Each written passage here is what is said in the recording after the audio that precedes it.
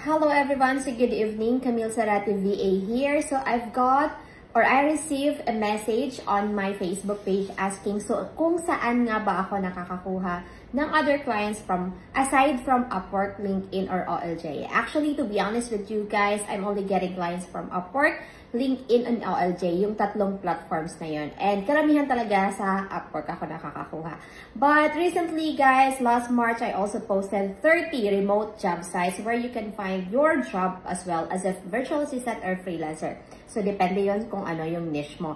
And nagkaroon din ako ng other conversation with the other freelancers or virtual assistants kung saan sila nakakakuha ng clients. So, other freelancers also get their clients in Indeed, okay?